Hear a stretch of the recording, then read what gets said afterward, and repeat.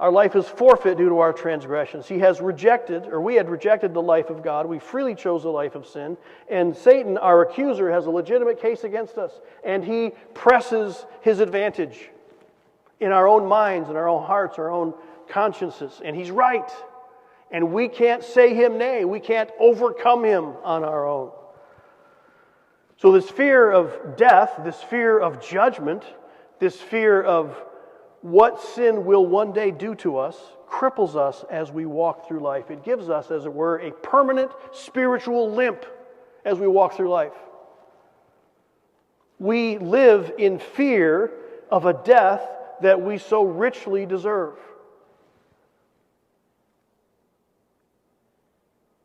We know that we are in the wrong. We know that we have rebelled against God. We haven't honored the Creator.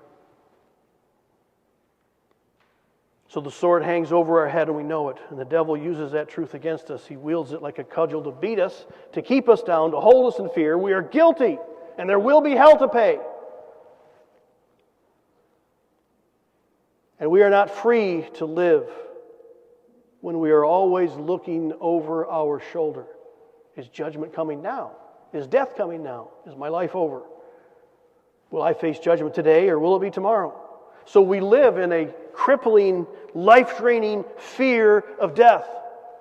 And Jesus has come to deliver us from it. This has been kind of a heavy sermon. Let me break it up a little bit. Our internet service has been upgraded. And the new equipment has a power strip. It's back by my office. Maybe you haven't heard it. But I think the battery backup in the surge protector is broken. And so there's a light that flashes, which is fine. I can just shut the door. But there's also an annoying whine that goes constantly. And I can hear it. I can hear it all day long. And I wonder sometimes, what would happen if I pushed the button? The button that's flashing? What would happen? Would the whole internet go down? Would the thing explode? What would happen? I don't know what will happen, so I don't do anything. Except listen to this annoying whine all day long. I think that's a little bit about what this fear of death is like, that leads us to lifelong slavery. We're afraid, and so we don't truly live.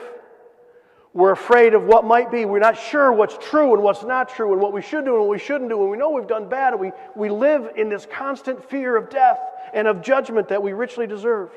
And so we don't do anything. Fear of what might happen cripples us, and so we don't live. Jesus has taken the stick out of the devil's hands. That's what this day shouts to us. He's paid the price already. So what did Jesus do to answer the objections or the accusations of the prosecuting attorney? Do you know what he said? Jesus said, Satan, you're right. They're guilty. And I'm going to pay for it all. That's how he took the stick out of the devil's hands. He's already paid for the sins. Justice has been served, and it can't be served on us again. Justice has been done in the Lord Jesus Christ.